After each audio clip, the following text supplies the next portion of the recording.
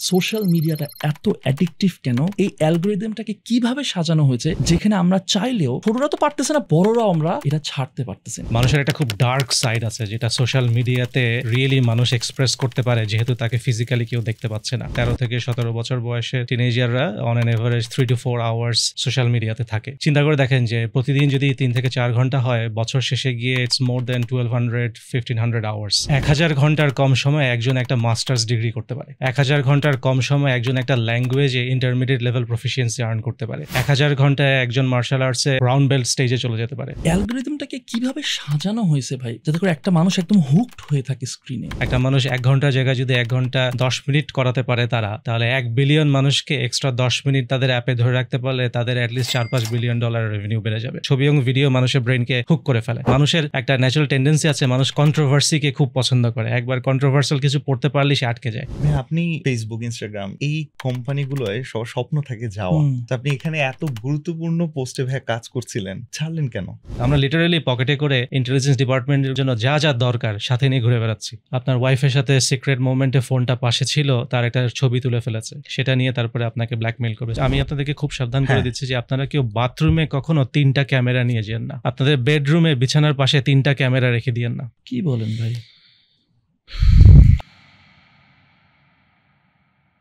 আজকে আমার আসলে জানার আগ্রহ যেহেতু আপনি নেটাতেই কাজ করেছেন বা কাজ করতেন একটা সময়, এই যে সোশ্যাল মিডিয়ার যে অ্যাডিকশন বা যে স্মার্টফোন অ্যাডিকশন আমরা বলি, আমরা আসলে এটার ভিতরটা জানতে চাচ্ছি যে এটার পিছনের অ্যালগরিদম কি, কিভাবে ব্রেইনটাকে হ্যাক করা হয়, ওই অ্যাসপেক্টসগুলো। বা তার আগে আমি একটু স্ট্যাটিস্টিক্স শেয়ার করতে চাই যে এটা যাতে করে যারা দেখতেছে তারা বুঝতে পারে যে কি এটা কতটা ভয়াবহ অবস্থা এখন আমরা সবাই সাফার করতেছি।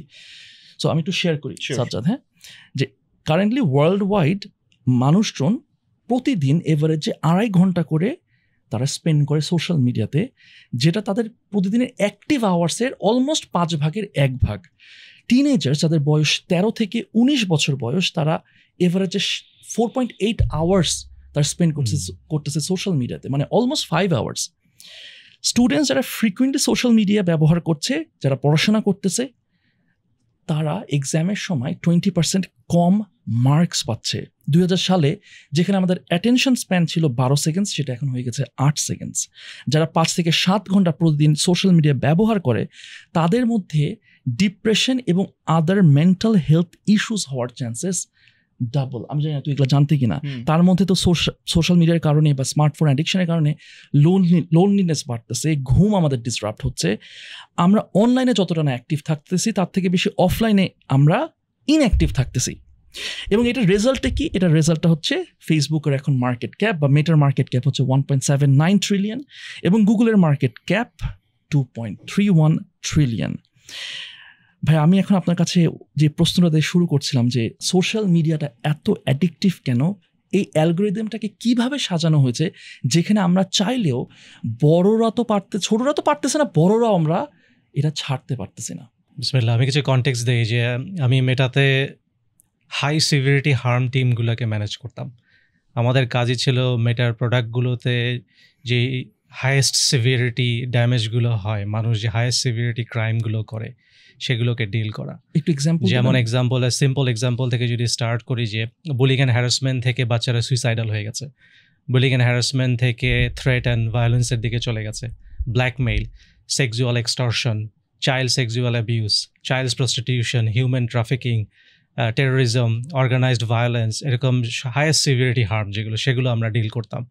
আমাদের কাজ ছিল টেকনোলজি বানানো যেন আমরা মাস ডিটেকশন করতে পারি যে কে এই ধরনের হার্মগুলো কার সাথে করছে, অ্যাজ কুইকলি অ্যাজ পসিবল অফেন্ডারগুলোকে আইডেন্টিফাই করা, তাদের ভিকটিমগুলোকে ডিসকানেক্ট করে দেওয়া অফেন্ডারের কাছ থেকে, যাতে আরও হার্ম প্রোগ্রেস করতে না পারে। তারপরে ভিকটিমগুলোকে বিভিন্ন রকম সাপোর্ট দেওয়া যাতে তারা রিকভার করতে পারে, কারণ দেখা যাবে অনেকে $100,000 লুজ করে ফেলেছে ফিনান্সিয়াল স্ক্যামে। অনেক বাচ্চা হয়তো অলরেডি মেডিসিন নেওয়া শুরু করে দিয়েছে সুইসাইড করার জন্য। সো এরকম খুব সিভিয়ার স্টেজে চলে যেত। আমরা চেষ্টা করতাম রিকভারির জন্য কিছুটা হলে হেল্প করতে, প্লাস অফেন্ডার যারা আছে তাদের জন্য এভিডেন্স কালেক্ট করে ল এনফোর্সমেন্ট এজেন্সিকে দেওয়া যেন তারা রেইড করে ওদেরকে ক্যাপচার করতে পারে।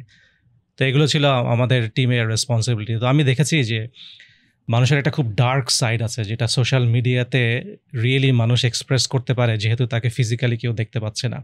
একটা মানুষের ডার্কেস্ট সাইডটা সোশ্যাল মিডিয়াতে আসে।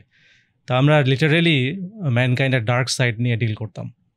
তো ওখানে আমি দেখেছি যে মানুষের কত হার্ম হয়। আপনি যে স্ট্যাটিস্টিক্সগুলো দিলেন যে ধরেন লেটস সে টিনেজাররা আজকে থেকে 13 থেকে 17 বছর বয়সের টিনেজাররা on an average 3 to 4 hours social মিডিয়াতে থাকে।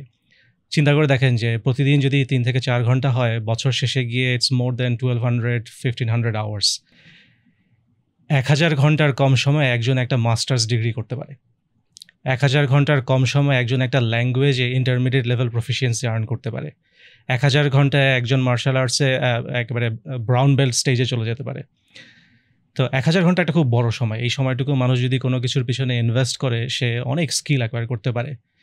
কিন্তু আজকে আমাদের ইয়াং জেনারেশন এই পুরো এত বড় একটা সময় স্পেন্ড করছে যে সোশ্যাল মিডিয়াতে স্ক্রোল করে। লিটারেলি আমরা যদি সোশ্যাল মিডিয়ার টাইমটা আমাদের ইয়াং জেনারেশন দিত, 1 বছরে একটা টিনেজার ফার্স্ট ইয়ারে অ্যারাবিকে ইন্টারমিডিয়েট এক্সপার্টাইজ হতো, সেকেন্ড ইয়ারে গিয়ে সে মার্শাল আর্টসে ব্ল্যাক বেল্ট পেত, থার্ড ইয়ারে গিয়ে সে ফুটবলে কম্পিটিটিভ স্কিল অ্যাচিভ করতো, ফোর্থ ইয়ারে গিয়ে সে হয়তো দেখা যেত একটা ব্যাচেলার্স ডিগ্রি বা হাফ করে ফেলেছে। কারণ that's what all you need for 1000 hours of effort.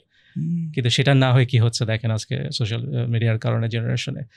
তো আমাদের জেনারেশনটাকে আমি বলি যে আমরা ইন্টেলেকচুয়াল প্যারালাইসিসে চলে গেছি সোশ্যাল মিডিয়ার কারণে। এই যে আমরা সোশ্যাল মিডিয়াটা আমরা বুঝতেছি যে সোশ্যাল মিডিয়াটা অনেকে যে হ্যাঁ এটা অনেকটা মানে যে আমরা স্ক্রোল করি বা স্ক্রিন টাইম অনেক বেশি, এই যে আমরা অনেক সময় এটাকে বলে ডুম স্ক্রোলিং বলে, যে দেখতে আসি।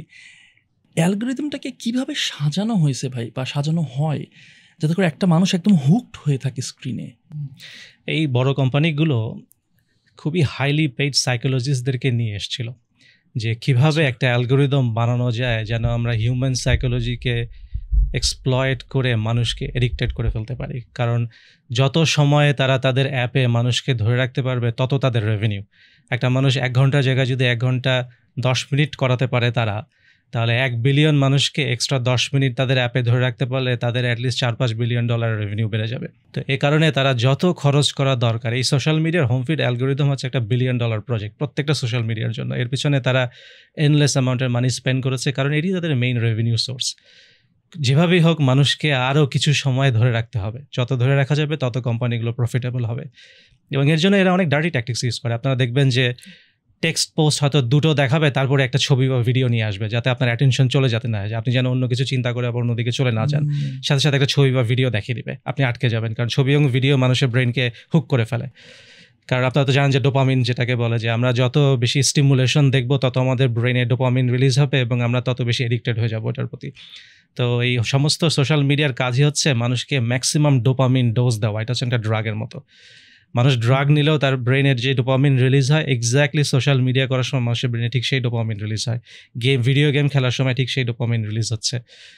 তো তারা সেটাই চেষ্টা করে যে যত ডোপামিন রিলিজ করাতে পারবো মানুষের ব্রেনে, মানুষ তত এডিক্টেড হয়ে যাবে, তত বেশি সময় তারা সোশ্যাল মিডিয়া ইউজ করবে। তো তাদের অ্যালগরিদমটা ওইভাবেই বানানো, ডোপামিন ম্যাক্সিমাইজ করতে হবে।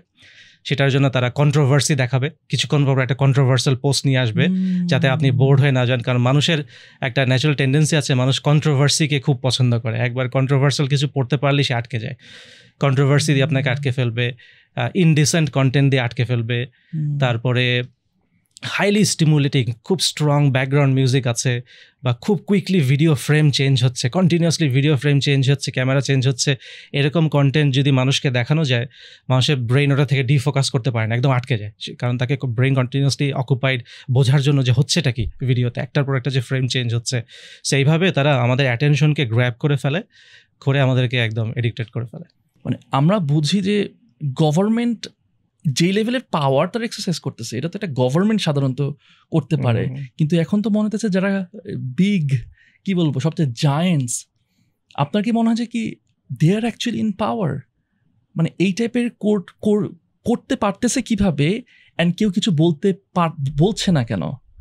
এটা তো একটা ওপেন সিক্রেট যে বিগ টেকগুলো অ্যাক্টিভলি গভর্নমেন্টের সাথে কাজ করে, অ্যাক্টিভলি কিছু কান্ট্রির আর্মির সাথে কাজ করে, অ্যাক্টিভলি কিছু কান্ট্রি ইন্টেলিজেন্সকে তারা সাপোর্ট করে। এটা তো known. Google, Microsoft, Amazon, Apple, এদের সবাইকে অবশ্যই ইউএস ইন্টেলিজেন্সের সাথে কোঅপারেট করতে হবে, না হলে তারা তাদেরকে ইউএসএতে অপারেট করতে দিবে না।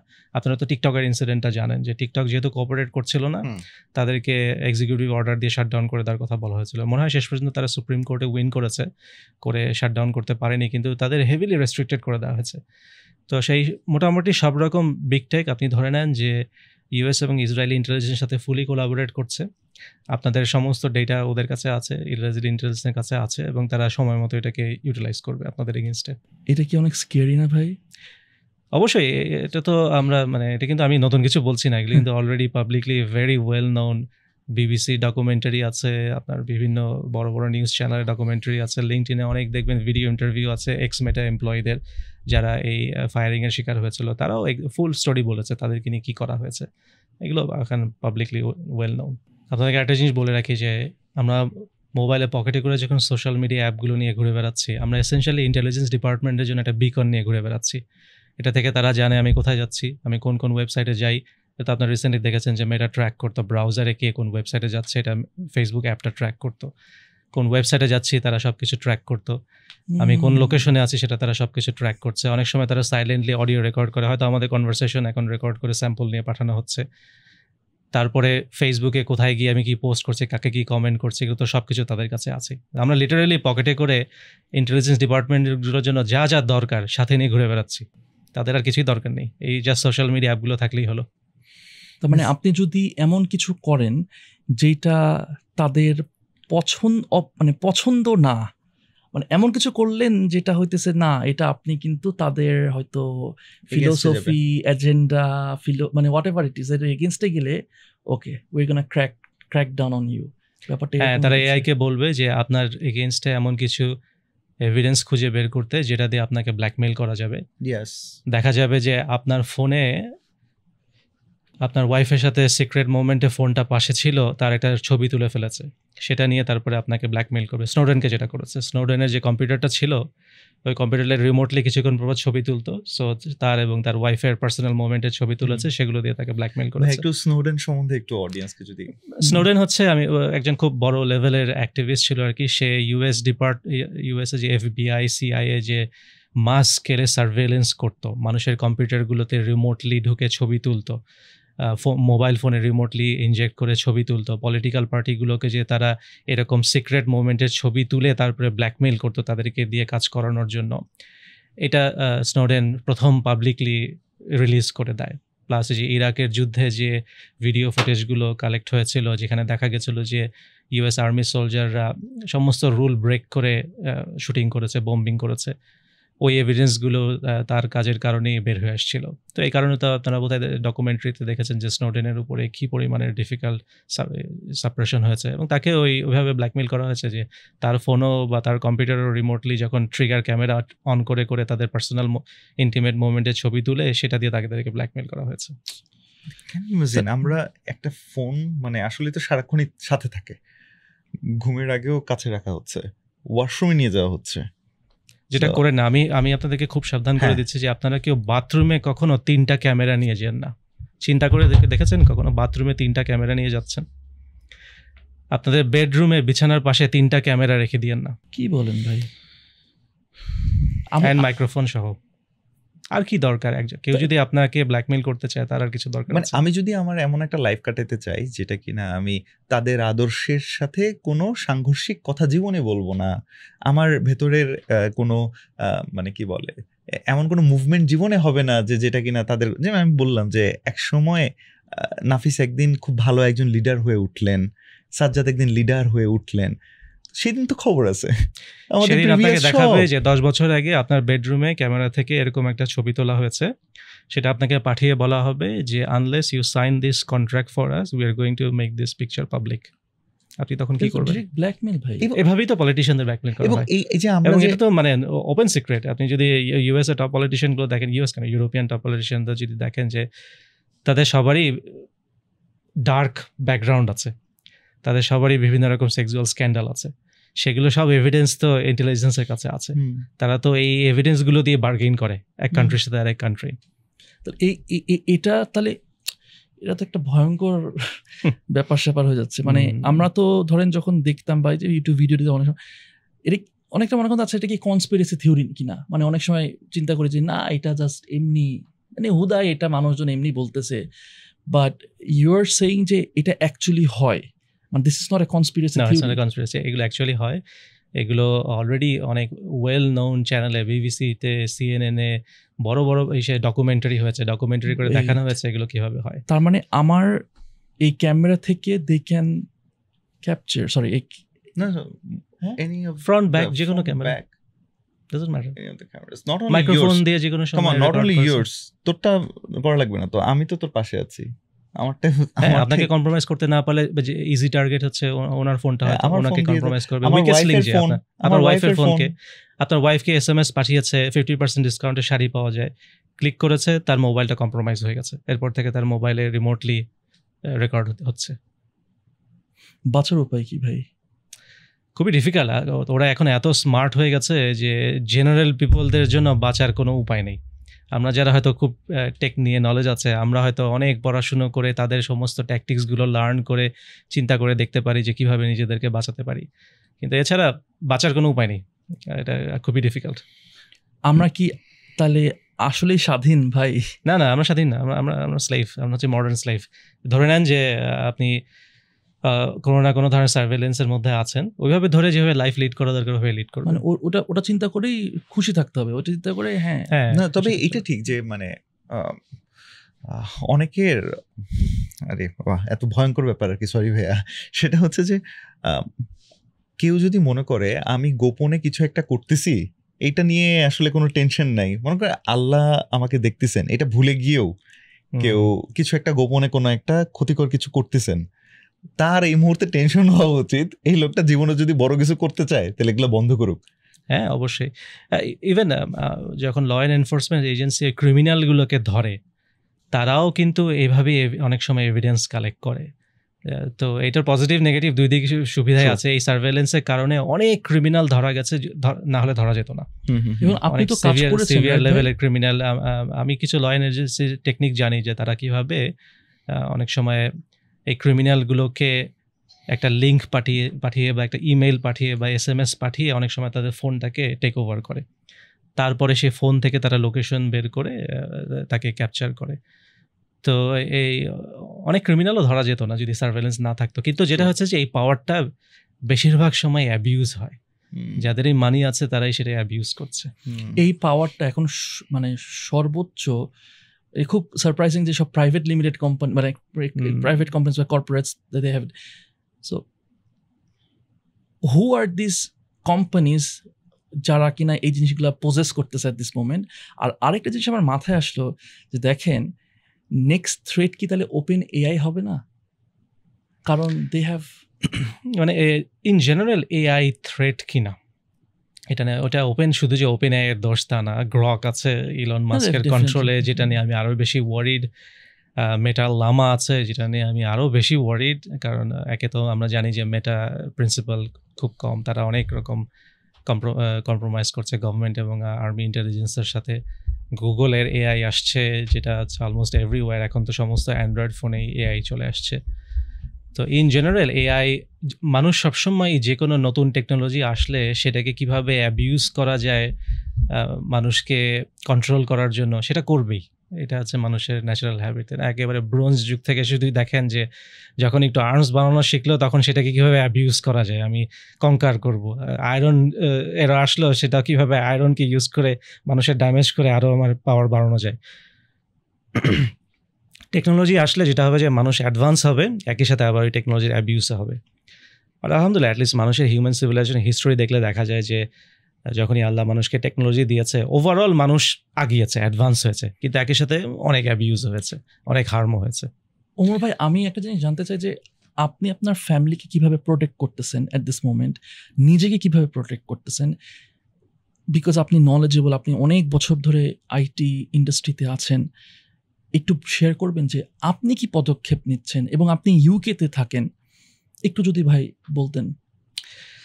একটা হচ্ছে যে প্রথমত ইন্টারনেটকে সেভ করি, যাতে আমার ফ্যামিলি মিস্টেকেনলি কোনো ফিশিং এর লিঙ্কে ক্লিক করে বা কোনো হার্মফুল ওয়েবসাইট। ফিশিং লিঙ্কটা যদি একটু, ফিশিং লিঙ্কটা হচ্ছে যে আপনাকে হয়তো ইমেইল করে বললো যে we have got a nice product offer, 50% ডিসকাউন্টে শাড়ি পাবেন, এখানে ক্লিক করেন। কিন্তু অ্যাকচুয়ালি ক্লিক করলে দেখা যায় যে একটা কিছু আমার কম্পিউটারে ইনফেক্ট হয়ে গেল বা আমার ডিভাইসে ইনফেক্ট হয়ে গেল, বা আমাকে ক্লিক করার পরে বললো আপনার ইমেইলে লগ ইন করেন, লগ ইন করলে আপনাকে অফারটা দেওয়া হবে, কিন্তু ওই লগ ইনটা একটা ফেক লগ ইন, এক্স্যাক্টলি গুগলের লগ ইন কপি করে বানিয়েছে যাতে আপনি মনে করেন যে আপনি এখন গুগলে লগ ইন করতে যাচ্ছেন, কিন্তু আপনি ইউজার নেম পাসওয়ার্ড দিলে আপনার ইউজার নেম পাসওয়ার্ড তাদের কাছে চলে গেল। বিভিন্নভাবে আপনাকে বোকা বানিয়ে আপনার ইউজার নেম পাসওয়ার্ড বা আপনার ফোন নাম্বার বা আপনার অ্যাড্রেস আপনার কাছ থেকে যেভাবে নিয়ে নেবে, ডেট অফ বার্থ নিয়ে নেবে, নিয়ে তারপরে আপনার সিক্রেট প্রাইভেট ইনফরমেশনগুলোকে বের করে ফেলবে বিভিন্ন জায়গা থেকে, বিভিন্ন কোম্পানির কাছ থেকে, ব্যাংকের থেকে বা ইন্স্যুরেন্স কোম্পানি থেকে, বিভিন্ন জায়গা থেকে বের করে ফেলবে। তো এই কারণে ইন্টারনেটটা সেভ করাটা খুব জরুরি, যেন অ্যাক্সিডেন্টালি আমার ফ্যামিলি মেম্বাররা ভুলে এই ধরনের ফিশিং ইমেইলে ক্লিক করে যাতে চলে যেতে না পারে। এটা প্লাস ইভেন বাচ্চারাও যেন অ্যাক্সিডেন্টালি কোনো বাজে ওয়েবসাইটে চলে না যায়, বা সে গুগল সার্চ করছে, একটা পি দিয়ে নতুন একটা ওয়ার্ড শুনেছে, গিয়ে গুগল সার্চ করলো, তারপর যা দেখবে আমার বাচ্চার ইনোসেন্স শেষ। সেটা যাতে কখনো না হয়, গুগল সার্চ যেন একদম নাইস ক্লিন সেফ হয়ে যায়, সেটার ব্যবস্থা করতে হবে। সেটার জন্য তো আমরা যে আমাদের কোম্পানি কাফ গার্ড নামে একটা অ্যাপ বানিয়েছিলাম, ওইটাই আমি নিজেও ইউজ করি। ওটা একটু বলে দেন মানে অডিয়েন্সের জন্য। হ্যাঁ, আমরা একটা কাফ গার্ড নামে একটা অ্যাপ বানিয়েছি, যেটা আপনি মোবাইলে, আপনার ডেস্কটপ কম্পিউটারে, ইভেন রাউটারেও সেট আপ করতে পারেন। ওটা যেই ডিভাইসে ইনস্টল করা থাকবে সেই ডিভাইসে ধরেন কোনো porn, gambling, drugs, anti Islamic website, LGBT website, এগুলো কোনো সাইটে আর যাওয়া যাবে না। ফিশিং লিঙ্ক, ভাইরাসের লিঙ্ক, ম্যালওয়্যার লিঙ্ক, এগুলো সব বন্ধ করে দিবে। এরকম আমরা মিলিয়নস অফ এরকম হার্মফুল সাইটের একটা ডেটাবেস বানিয়েছি। তো ওই ধরনের সাইটগুলোতে কেউ যেতে দেখলেই আমরা তাদেরকে ব্লক করে দিই। তো এইভাবে আপনি মোটামুটি আপনার ডিভাইসগুলোকে সেভ করে ফেলতে পারবেন। গুগল সার্চ সেফ হয়ে যাবে, বাচ্চাদের জন্য সেফ হয়ে যাবে। তো এই কাফ গার্ড ইনস্টল করলে তখন আর গুগল সার্চে কেউ আজেবাজে জিনিস সার্চ করে ওই সাইটে যেতে পারবে না। গুগল, বিং, এরকম বেশ কিছু সার্চ ইঞ্জিনকে আমরা সেভ করে ফেলতে পারি বাচ্চাদের জন্য। তো আমি রিকমেন্ড করবো বাচ্চাদেরকে যে ডিভাইসগুলো দেন, ডেফিনেটলি ওই ডিভাইসে এটা ছাড়া বাচ্চাদেরকে একেবারে টোটালি আনপ্রোটেক্টেড ইন্টারনেট দিয়ে না। আনপ্রোটেক্টেড ইন্টারনেট কিন্তু খুবই ডার্ক, খুবই হার্মফুল বাচ্চাদের জন্য। বাচ্চাদের জন্য মানে কিরকম ক্ষতিগুলো আছে ভাইয়া? যেমন বাচ্চারা তো যে কোনো সময় গুগল সার্চ করে একটা পর্ন সাইটে চলে যেতে পারে এনি টাইম। তারা ফ্রেন্ডের কাছে একটা খারাপ ওয়ার্ড শুনে আসলো, বাসায় এসে গুগল করে দেখলো জিনিসটার মানে কি, সাথে সাথেই তো সেটা খুব বাজে ছবি দেখে ফেলবে, যেই ছবিটা তার জন্য খুবই শকিং। তার ওখান থেকে হয়তো তার পর্ন এডিকশন শুরু হয়ে গেল, তার লাইফ টাইম পর্ন এডিকশন শুরু হয়ে গেল। আপনি যদি দেখেন যে বেশিরভাগ বাচ্চা বা ইয়াং 11-12 বছরের বাচ্চা, অলমোস্ট দেখা যাবে 50%ই 12 বছর হবার আগে পর্ন দেখেছে। তার কারণ কি? তাকে ফ্রেন্ডরা কোনো একটা লিঙ্ক পাঠিয়েছে, বা সে অ্যাক্সিডেন্টালি গুগল সার্চ করতে গিয়ে পেয়ে গেছে, বা সে হয়তো এক ওয়েবসাইট থেকে আরেক ওয়েবসাইটে যেতে যেতে যেতে যেতে ভুলে একটা বাজে ওয়েবসাইটে লাইন করেছে, বা সে সোশ্যাল মিডিয়া ইউজ করতো, তাকে র্যান্ডমলি কোনো একটা লোক একটা বাজে ছবি পাঠিয়ে দিয়েছে, যেটা খুব অহরহ হয়। মানে সারপ্রাইজিংলি আমরা মেসেঞ্জারে দেখেছি যে লার্জেস্ট যে অ্যাবিউজটা হয় সেটা হচ্ছে সারা দুনিয়াতে অনেক ডিস্টার্বড মেইলরা আছে, অ্যাডাল্ট মেইলরা, তারা বাচ্চাদেরকে প্রথমেই একটা তাদের প্রাইভেট পার্টের ছবি পাঠায়। ফার্স্ট মেসেজটা হচ্ছে এইটা, এইভাবে করে নষ্ট করে ফেলে বাচ্চাদেরকে। বাচ্চাদেরকে খুঁজে পায় কিভাবে? বাচ্চাদেরকে তো ওই যে ফেসবুক প্রোফাইল দেখে দেখে খুঁজে পায়। ফেসবুক প্রোফাইল, ফেসবুকে গিয়ে তো সার্চ করতে পারে। বাচ্চাদের অনেক গ্রুপ আছে, প্যারেন্টিং গ্রুপস আছে। তারপরে বাচ্চাদের তো মানে খুবই আফসোস যে বাবা মারা আজকাল বাচ্চাদেরকে ফেসবুক প্রোফাইল দিয়ে দেন এবং বাচ্চারা তাদের নিজেদের ফটো ফেসবুকে বা ইনস্টাগ্রামে গিয়ে শেয়ার করতে থাকে। এইভাবেই তো ওই অ্যাডাল্টগুলো খুঁজে পায় ওই ধরনের বাচ্চাদেরকে, মানে পেডোফাইল যাদেরকে পেডোফাইল ধরতে পারেন। হ্যাঁ, সো এটা তো শুধু ফেসবুকে না, এটা তো আমি এটা ইনস্টাগ্রামে আরো অনেক বেশি হাইয়েস্ট আছে, যেহেতু ওখানে বাচ্চারা বেশি। ইনস্টাগ্রামে বেশি, স্ন্যাপচ্যাট আছে, টিকটক আছে, সব জায়গায় আছে, সমস্ত সোশ্যাল মিডিয়াতেই, যেখানে বাচ্চারা তাদেরকে নিজেদেরকে অ্যাকাউন্ট ক্রিয়েট করে নিজেদের ছবি টবি ভিডিও শেয়ার করছে, তারা এই অ্যাবিউসের শিকার অনেক বেশি হয়। তাদেরকে এই ডিস্টার্ব অ্যাডাল্টগুলো মেসেজে, ইনবক্সে ফার্স্টে একটা খুব বাজে ছবি পাঠাবে, যেটা দেখে হয়তো বাচ্চারা একদম আটকে যাবে, হয়তো তাদের কিউরিওসিটি ট্রিগার করবে, এটা কি পাঠালাম, আমাকে কেন পাঠালা। আস্তে আস্তে তাদের মধ্যে কনভারসেশন শুরু হবে, তারপরে সেটা আস্তে আস্তে খুব ডার্ক সাইডে চলে যায়। আমার মনে আছে যে আমরা মেটাতে একবার একটা ফিচার লঞ্চ করেছিলাম যে অ্যাডাল্টগুলোকে আমরা মনে করি যে সাসপিশিয়াস, ওই অ্যাডাল্টগুলো যেন বাচ্চাদেরকে মেসেজ করতে না পারে, প্রোফাইলে গিয়ে যেন মেসেজ বাটন ক্লিক করতে না পারে, মেসেঞ্জারে গিয়ে সার্চ করে যেন চ্যাট থ্রেড শুরু করতে না পারে, এরকম একটা ফিচার আমরা ইন্ট্রোডিউস করেছিলাম। করার পর দেখা গেল যে দিনে প্রায় মোর দেন 12 মিলিয়ন এরকম অ্যাটেম্পট ব্লক হচ্ছে। প্রথমে আমরা ভেবেছিলাম আমরা বিরাট ভুল করে ফেলেছি, এত তো হওয়ার কথা না। কি বলেন? দিনে 12 মিলিয়ন আজে বাজে অ্যাডাল্ট বাচ্চাদেরকে মেসেজ করতে যাবে, এটা তো নর্মাল না। আমরা প্রচুর ডেটা অ্যানালাইসিস করে দেখলাম না, আসলেই ঘটনা তাই, আসলেই এরা খারাপ। এবং এরা এই বাচ্চাকে করার আগে এই ফিচারটা বানানোর পরে তো আমরা জানতে পারছি যে করছে, এরা আগে থেকেই করছিল, আমরা জানতাম না। এটা শুধু মেসেঞ্জারে, শুধু মেসেঞ্জারে, আরো তো আছে, আরো তো আছে, হ্যাঁ আরো তো আছে, টিকটক আছে, এটা আছে, সেটা আছে, তাদের কি স্কেলে হয় আমরা তো জানি না, অ্যাটলিস্ট এটা তো আমি নিজে জানতাম। তো এটা ছিল আমাদের one of the most successful child safety feature. আমি চাইল্ড সেফটি টিমটা চালাতাম। তো এটা যখন আমরা ফাইনালি ডিপ্লয় করলাম এবং করে শেষ পর্যন্ত দেখলাম যে আসলেই তো অলমোস্ট প্রায় 12 মিলিয়ন অ্যাটেম্প্ট ব্লক করতে পারছি দিনে, তখন আমরা বুঝলাম যে কত বড় একটা হার্ম আমরা বন্ধ করে দিলাম। এটা আমাদের জন্য একটা খুব বড় সাকসেস স্টোরি ছিল। আরেকটা সাকসেস স্টোরি ছিল যে অলরেডি চ্যাট চলছে, মানে ফার্স্ট টাইম মেসেজিং তো ব্লক করলাম, কিন্তু ইতিমধ্যে তো অলরেডি অনেক চ্যাট শুরু হয়ে গেছে। অনেক সময় আমরা ব্লকও বুঝতে পারি না যে অ্যাডাল্টটা হার্মফুল, সে চ্যাট শুরু করার পরে হার্মফুল হয়ে গেছে। আমার সার্ভেলেন্সটা একটা জিনিস মনে পড়লো যে আমরা কাভ গার্ড অ্যাপটা বানিয়েছিলাম এই ট্র্যাকিং বন্ধ করার জন্য, কারণ আমরা চাই যে যারা প্রো প্যালেস্টাইন অ্যাক্টিভিস্ট তারা যেন সেফলি ইন্টারনেট ব্রাউজ করতে পারে, তাদেরকে যেন বিগ টেক সহজে ট্র্যাক করতে না পারে। এই জন্য আমরা বহু ট্র্যাকার এই কাভ গার্ডে ব্লক করে দিয়েছি।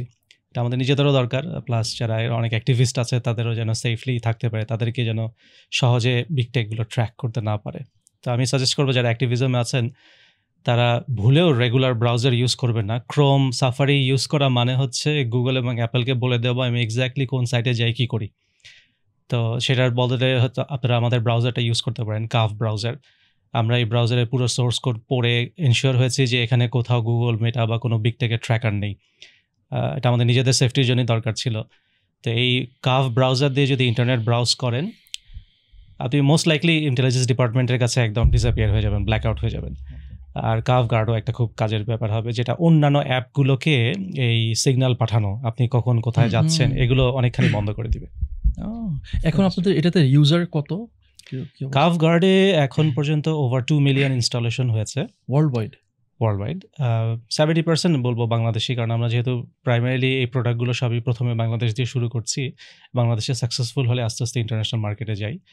তো এরকম তো ওভার 2 মিলিয়ন ইনস্টলেশন হয়েছে। কাভ ব্রাউজার আমরা পাবলিকলি জানানো শুরু করলাম বোধহয় 2-3 সপ্তাহের মতো হবে, এর মধ্যেই ওভার 100,000 ইনস্টলেশন হয়ে গেছে। আলহামদুলিল্লাহ এই দুটো প্রোডাক্ট শুরু করছে, হয়তো আমরা ইনশাল্লাহ 1 মিলিয়ন হিট করতে পারবো ব্রাউজারে by end of this year. Second আরেকটা সাকসেস স্টোরি বলতে পারি, যেটা আমরা চাইল্ড সেফটি টিম থেকে করেছিলাম। আরেকটা যে স্ট্যাটিস্টিক্স বলতে ভুলে গেছি, যে এর আগে যে বললাম যে 12 মিলিয়ন ডেইলি অ্যাটেম্প্ট একজন অ্যাডাল্ট বাচ্চাকে মেসেজ করতে যাচ্ছে, এটা ছিল মেসেঞ্জার এবং ইনস্টাগ্রাম দুটো মিলে। তো আমরা যে চাইল্ড সেফটি টিমে ছিলাম আমরা একই সাথে মেসেঞ্জার এবং ইনস্টাগ্রাম দুটোর চাইল্ড সেফটির কাজই করতাম। তো সেকেন্ড যে ফিচারটা ছিল সেটা হচ্ছে যে ধরুন অলরেডি চ্যাট শুরু হয়ে গেছে একটা অ্যাডাল্ট এবং একটা বাচ্চার মধ্যে, আমরা তখন বাচ্চাদেরকে একটা ওয়ার্নিং মেসেজ পাঠাতাম যে যখন আমরা ডিটেক্ট করতাম যে অ্যাকচুয়ালি এই অ্যাডাল্টটা বেশি ভালো না, তাকে আমরা দেখতে পাচ্ছি সে 20 জনের সাথে একসাথে চ্যাট করছে, সবগুলোই মেয়ে বাচ্চা এবং বিভিন্ন দেশের, তার মানে নিশ্চয়ই কোনো সমস্যা আছে। বা আমরা একজন অ্যাডাল্ট একটা বাচ্চার সাথে চ্যাট করছে, এর আগে তাকে অলরেডি 5টা বাচ্চা রিপোর্ট করেছে, তার মানে কিছু একটা সমস্যা আছে। বা এই অ্যাডাল্টটা একটা বাচ্চার সাথে চ্যাট করছে, এই অ্যাডাল্টটাকে আমরা দেখতে পাচ্ছি বিভিন্ন ফেসবুকের গ্রুপে সে আছে, যে গ্রুপগুলো খুবই ডেঞ্জারাস গ্রুপ। তো এরকম আমরা যখন বুঝতে পারি যে সিগন্যাল পাই যে একটা অ্যাডাল্ট একটা বাচ্চার সাথে চ্যাট করছে কিন্তু অ্যাডাল্টটাকে বেশি সুবিধার মনে হচ্ছে না, তার কোনো সমস্যা থাকতে পারে, তখন আমরা এই বাচ্চাটাকে একটা মেসেজ দেই, do you know this person, yes and no. এবং বাচ্চাটা যদি নো সিলেক্ট করে তখন আমরা তাকে বলি যে দেখো অনলাইনে এরকম অনেক হার্ম হয়, তুমি যদি মনে করো তোমাকে হার্ম করা হচ্ছে তুমি একে ব্লক করে দাও, তখন অনেক বাচ্চারা গিয়ে ব্লক করে। তো এটা লঞ্চ করার পরে দেখা গেল যে আমরা প্রায় মোর দ্যান 2 মিলিয়ন এরকম সাসপিশিয়াস চ্যাট ডিটেক্ট করলাম একদিনের মধ্যে, অ্যাডাল্টের বাচ্চার মধ্যে হচ্ছে, এবং মোর দ্যান 400,000 বাচ্চা এই মেসেজটা দেখার পরে গিয়ে অ্যাডাল্টকে ব্লক করে দিল, যার কারণে আমরা হার্ম আরও সিভিয়ার হার্ম হওয়া থেকে আমরা ব্লক করে দিতে পারতাম, প্রিভেন্ট করতে পারলাম। যদি না হতো দেখা যেত যে এদের মধ্যে একটা বড় অংশ একটা বড় ধরনের হার্মের শিকার হতো। তো এটা একটা বড় সেকেন্ড বিগ সাকসেস স্টোরি ছিল আমাদের জন্য। ভাইয়া আমি আরেকটা টপিকে একটু নিয়ে আনতে চাই। আমরা সোশ্যাল মিডিয়া নিয়ে আমরা ডিসকাশন করেছি, আমরা আরও বেশ কিছু ডিসকাশন করেছি, এআই নিয়ে আই থিঙ্ক আমাদের একটু ডিসকাস করাটা দরকার। আমি আপনার কাছ থেকে একটু জানতে চাই যে মানে এই যুগে আমি এআইটাকে কিভাবে লেভারেজ করতে পারি আমাদের ওভারঅল একটু বেটারমেন্টের জন্য। এআই বলতে বোধহয় সাধারণত সবাই চ্যাট জিপিটির কথা মনে করে, বাট এআই কিন্তু একটা অনেক বড় একটা ব্যাপার। তো লেটস সে আমরা চ্যাট জিপিটি নিয়ে যদি অ্যাড্রেস শুরু করি, তো দেখেন যে আমরা যদি মুসলিমরা যদি এই টেকনোলজিকে এমব্রেস না করি তাহলে আমরা সবসময় পিছিয়ে থাকবো অন্য সবার থেকে। প্রিন্টিং প্রেস যখন আসলো ফতোয়া দেওয়া হলো প্রিন্টিং প্রেস হারাম, সো প্রিন্টিং প্রেস দিয়ে কোনো ইসলামী বইটই ছাপানো যাবে না। সো কীভাবে মুসলিম উম্মাহ পিছিয়ে গেল? ইন্টারনেট যখন প্রথম আসলো, ইন্টারনেট হারাম, যাওয়া যাবে না। সো মুসলিম উম্মাহ বহু বছর পরে ইন্টারনেটে আসলো, ততদিনে ইন্টারনেটে অন্য সবাই এগিয়ে গেল। মোবাইল ফোন যখন বের হলো, অনেকে বললেন মোবাইল ফোন ইজ এ ফিতনা, এটা ইউজ করা যাবে না।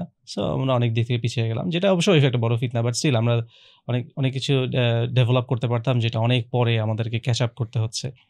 তো এআইও হচ্ছে একটা নতুন টেকনোলজি আসছে, যেরকম printing press, electricity, internet. AI আমি বলবো আরেকটা ম্যাসিভ একটা নতুন টেকনোলজিক্যাল অ্যাডভান্সমেন্ট মানব জাতির হতে যাচ্ছে। এখন এটাকে যদি আমরা ওই বিভিন্ন ফতোয়া দিয়ে ডিসকারেজ করা শুরু করি, তাহলে আবার আমরা পিছিয়ে যাব। নেক্সট 10 ইয়ার্সে এআই অলমোস্ট টেক ওভার করবে সব কিছু, যেখানেই আমরা যাই না কেন, এডুকেশন, ম্যানুফ্যাকচারিং, তার production, even computer software development, এআইকে ডেভেলপ করবে। তো আমাদেরকে আসলে এই টেকনোলজি অ্যাডভান্সমেন্টগুলোকে সবসময় এমব্রেস করতে হবে, কিন্তু উইদিন ইসলামিক ভ্যালুজের মধ্যে থেকে এমব্রেস করতে হবে। কারণ এগুলো হচ্ছে টুল, আল্লাহ আমাদেরকে টুল দিচ্ছেন, এটার খারাপ ইউজে করা যায়, ভালো ইউজে করা যায়। ভালো ইউজ কিন্তু অনেক করা যায়। এখন এটা আমাদের ব্যাপার, আমরা কি ভালো ইউজ করব না খারাপ ইউজ করব। তা আমি সবাইকে বলবো যে এআইগুলো, এই টেকনোলজিগুলোকে কীভাবে ভালো ইউজ করা যায় সেগুলো খুঁজে বের করতে, করে সেই ভালো ইউজগুলো করতে, তাহলে আমাদের অনেক কাজে লাগবে, অনেক উপকার পাওয়া সম্ভব। যেমন আপনি যদি সফটওয়্যার ডেভেলপমেন্টই দেখেন, যে আজকাল এআই দিয়ে অনেক কম খরচে সফটওয়্যার বানিয়ে ফেলা যাচ্ছে। এখন আর একজন 4-5 বছর এক্সপেরিয়েন্স ইঞ্জিনিয়ারের আর খুব একটা দরকার নেই। এখন এআই 4-5 বছর এক্সপেরিয়েন্সড ইঞ্জিনিয়ারের সমান আউটপুট দিতে পারে। অলরেডি এআই সেই লেভেলে চলে গেছে। আজকে থেকে 5 বছর পরে গিয়ে হয়তো দেখা যাবে যে হিউম্যান সফটওয়্যার ডেভেলপারদের আর কোনো দরকারই নেই, এআই সব করতে পারছে। ইভেন মার্ক জাকারবার্গ সে নিজেই বলছে যে কয়েক বছর পরে সে সমস্ত সফটওয়্যার ইঞ্জিনিয়ারদের রিপ্লেস করে দিবে এআই দিয়ে। তো সে নিশ্চয়ই কিছু একটা জানে, সে হয়তো ব্যাকগ্রাউন্ডে, আমরা তো পাবলিকলি জানতে পারি তাদের জানার 10 বছর পরে গিয়ে। তারা 10 বছর ধরে অনেক কিছু করছে, যেটা আমরা 10 বছর পরে এসে আমরা জানতে পারি। তো এআই আজকাল অনেক অ্যাডভান্স হয়ে গেছে, আমাদের এটাকে ডেফিনেটলি এমব্রেস করা দরকার। কিন্তু এআই দিয়ে অনেক ক্ষতি করা সম্ভব, সেগুলো থেকে বাচ্চাদেরকে বাঁচাতে হবে। যেমন আমরা ইন্টারনেটের ক্ষতিগুলো থেকে বাচ্চাদেরকে বাঁচানোর জন্য যেরকম বিভিন্ন চেষ্টা করি, সেটিং সেট করে দিই, কাফ গার্ড ইনস্টল করি, সেরকম হয়তো এআই এর জন্য কাফ এআই একদিন ইনস্টল করতে হবে, যাতে এআই সেফলি সবাই ইউজ করতে পারে, বা এআই হার্ম করতে আসলে যাতে আমরা আটকিয়ে দিতে পারি, মানুষের ক্ষতি যাতে করতে না পারে। তো এআই কতখানি প্রোডাক্টিভ সেটার একটা এক্সাম্পল দিতে পারি। যে যেমন ধরেন আমরা এআই দিয়ে একটা ফুল কুইজের অ্যাপ্লিকেশন বানিয়েছিলাম। আপনারা যারা কাহুট ইউজ করেন কুইজ নেওয়ার জন্য, এখানে গিয়ে আপনি কুইজ বানাতে পারবেন, তারপর সেটা লাইভ কুইজ রান করতে পারবেন, বহু লোক একসাথে জয়েন করে কোয়েশ্চেন অ্যান্সার দিতে পারবে, তারপরে লিডার বোর্ড পাবে। তো এটা পুরোটা আমরা ফ্রি এআই দিয়ে 2 দিনের মধ্যে বানাতে পারলাম, যেটা হয়তো একটা 5-6 জন সফটওয়্যার ইঞ্জিনিয়ার হয়তো 3-4 মাস লাগতো তাকে একটা ফুলি প্রোডাকশন সিস্টেম বানাতে, যেটা এখন 2 দিনে বানানো যাচ্ছে এআই দিয়ে। আর এটা পুরোটা বানিয়েছে আমার 8 বছরের বাচ্চা। হ্যাঁ, ফুলি বানিয়ে প্রোডাকশন ডিপ্লয় করে বন্ধু বান্ধবকে দিয়ে টেস্ট করিয়েছে, লাইভ কুইজ ঠিক মতো কাজ করে কিনা করে আমাকে পাঠিয়েছে সবাইকে ডেমো দেওয়ার জন্য। এটা আমার 8 বছরের বাচ্চা 2 দিনে টোটালি ফ্রি এআই দিয়ে সে বানিয়েছে। অবশ্যই 3 বেলা ভাত খাওয়াতে হচ্ছে, ওটা হচ্ছে আমার কস্ট, বাট এই হচ্ছে আমার টোটাল কস্ট। আপনি কি ওকে হেল্প করছেন? না, আমি তো নাই, আমি তো দেশেই নাই। মানে এখানে আপনি কোনো ইনভলভড ছিলেন না? জিরো। আমি ওকে শুধু আইডিয়া দিয়েছি, দেখো একটা কাহুট, ওদের স্কুলে তো কাহুট দিয়ে কুইজ হয়, আমি থেকে বলে আসছিলাম দেখো যে কাহুটের রিপ্লেসমেন্ট কিছু একটা বানিয়ে তোমার স্কুলের টিচারকে বলো, এবং ওরা বানিয়ে ফেলেছে।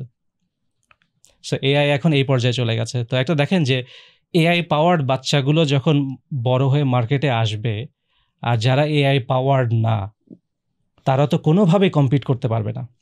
চায়না অলরেডি তাদের স্কুলের কারিকুলামে প্রাইমারি থেকে এআই ট্রেনিং শুরু করে দিয়েছে। প্রাইমারি থেকে তাদেরকে এআই শেখাচ্ছে, এআই দিয়ে বিভিন্ন টুলস কীভাবে বানাতে হয়, অ্যালগোরিদম শেখাচ্ছে। সো এই যে জেনারেশনটা যখন মার্কেটে আসবে, এদের সাথে বাংলাদেশের বাচ্চারা কোনোভাবে কম্পিট করতে পারবে না, যদি আমরা বাংলাদেশে এখন এআই স্কুল চালু না করি। সো আমাদেরকে জলদি ক্যাচ করতে হবে। সো এখন আমরা কি করতে পারি? মানে যদি আমরা বলেছি ওকে ভাই আমরা বুঝতে পারছি আমরা পিছাই গেছি, আর এই ভুল করবো না, কানে ধরছি, এবার ভাই বলেন যে কি ভাই আমরা কি করতে পারি বলেন তো? আমাদের একটা বড় অর্গানাইজড এফোর্ট নিতে হবে। আমাদেরকে প্রথমে এডুকেশন থেকে শুরু করতে হবে, যে বাচ্চাগুলো 10 বছর পরে যেই দুনিয়াতে সে যাবে সেই দুনিয়াটা কেমন হবে। সেই দুনিয়াতে তো সব কিছু এআই, এভরিওয়্যার এআই।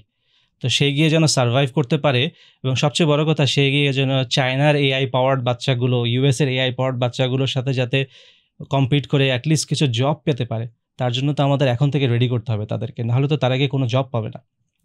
তো এটা হচ্ছে একটা ব্যাপার। আর আমরা যারা সফটওয়্যার ইন্ডাস্ট্রিতে আছি, যারা কয়েকদিন পরে এআই এর কাছে চাকরি হারিয়ে ফেলবো, যাতে আমরা না ফেলি তার জন্য আমাদেরকে এমন কিছু দিকে স্কিল বিল্ড করতে হবে যেগুলো এআই পারে না। এআই পারে না এখন অনেক কিছু আছে, এবং এআই কোনোদিন পারবেও না হয়তো, যেহেতু আমাদের হিউম্যান ব্রেইন অনেক কিছু করতে পারে। যেমন হচ্ছে এআইকেই বানানো বা এআইকেই ফাইন টিউন করা, এটা এখনো এআই পুরোপুরি পারে না।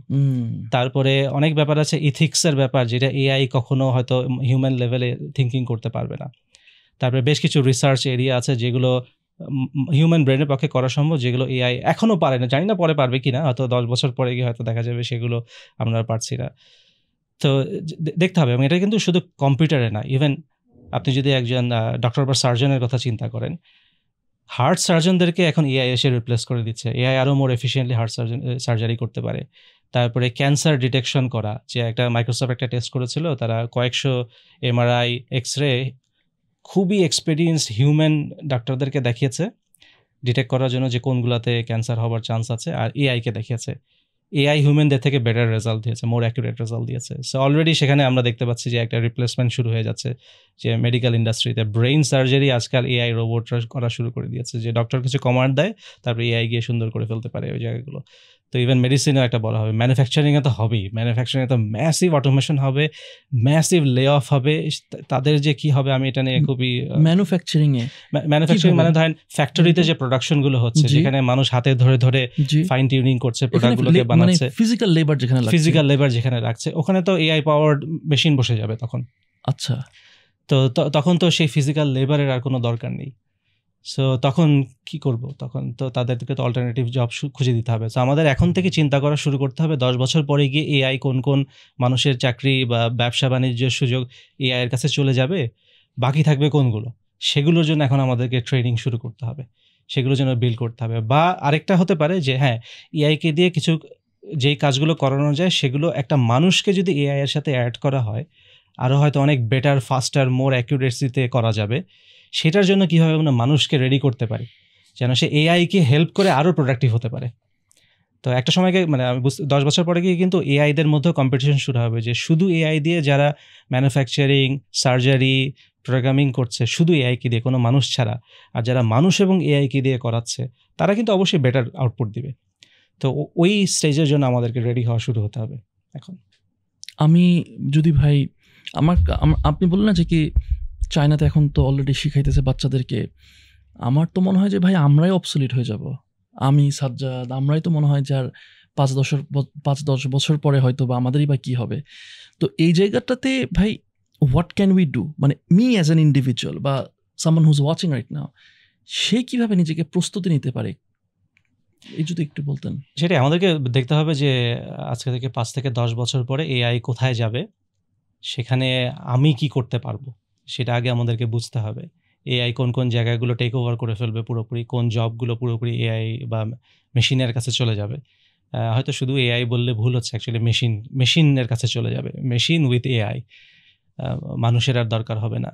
তো সেই জবগুলো যদি চলে যায়, আমি যদি সেই ইন্ডাস্ট্রিতে থাকি, তখন আমাকে তো অবশ্যই অন্য কোনো জব খুঁজে বের করতে হবে যেগুলো মেশিনের কাছে যাবে না। সেখানে আমাদের এখন স্কিল বিল্ড করতে হবে। চলেন সবাই ফার্মিং শিখি, আর কোনো উপায় দেখছি না। ফার্মিংও কি এআই? ফার্মিংও এআই শুরু হয়ে যাবে। হ্যাঁ সেটাই, ফার্মিংও তো আজকাল মেশিন দিয়ে, একটা মেশিন ছেড়ে দিবেন ফিল্ডের মধ্যে, এআই পাওয়ার, সে ভিজুয়ালি দেখবে কোথায় কোথায় আমার গিয়ে পানি দিতে হবে, কোথায় গিয়ে খুঁড়তে হবে, সেই নিজেকে খুঁড়ে ফেলবে।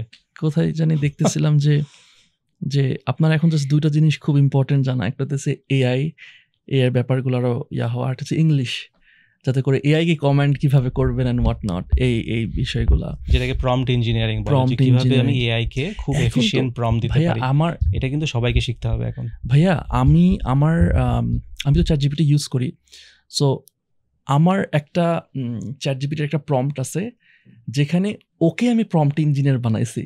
সো ওকে আমি ভেগলি কিছু বলি, কাজ আমি জানি যে আমি যখন প্রম্পট দিব, প্রম্পট ইঞ্জিনিয়ার হিসেবে হয়তো আমি অতটা ভালো না হতে পারি। সো ওকে আমি বানাইছি প্রম্পট ইঞ্জিনিয়ার, দিয়ে বলি যে তুমি আমার এটা আমার মনের সব কষ্ট দুঃখ না, এবার তুমি আমার প্রম্পট বানাও, ওরে দে এইটা ওটা হাবি যাবি অনেক কিছু বানাই।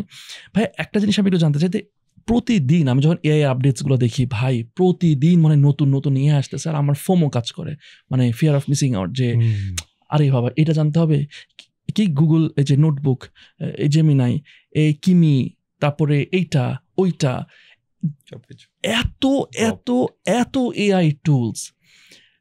আমার কাছে মনে হতেছে কি আমি আসলে প্যারা খাইতেছি যে ভাই মানে কোনটা ছেড়ে কোনটা শিখবো।